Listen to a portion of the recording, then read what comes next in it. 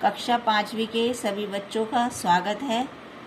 आज हम आपकी पाठ्य पुस्तक के दूसरे पाठ संयुक्त व्यंजनानी का अध्ययन कर रहे हैं।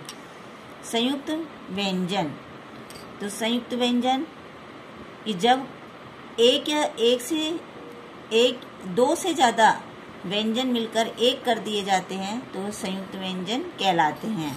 जैसे का और शा दोनों से मिलकर बना छः, ता और रा से मिलकर बना त्रय, जय और अंजय से मिलकर बना ज्ञ, दे और ये से मिलकर बनता है ध्यय, दे और ध्य से मिलकर ध्यय, दे और व से मिलकर द्वय, ध्य और ये से मिलकर ध्यय, प और र से मिलकर प्रय, क और त से मिलकर कत और श और र से श्रय।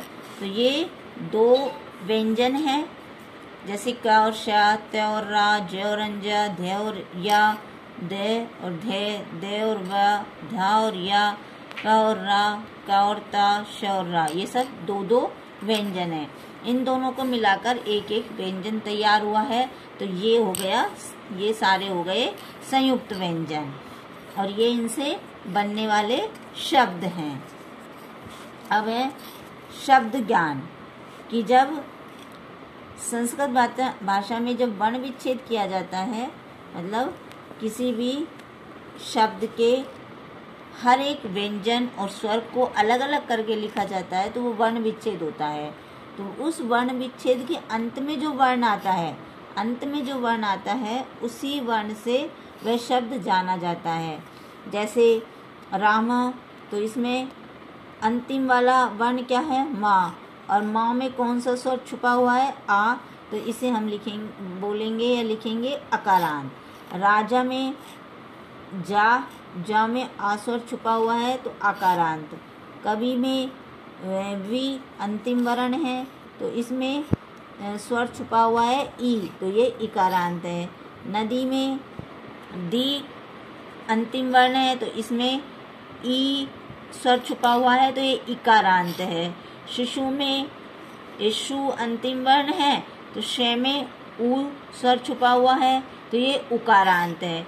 वधु में ये धु अंतिम वर्ण है, इस ध में बड़ा उ है तो ये उकारांत है।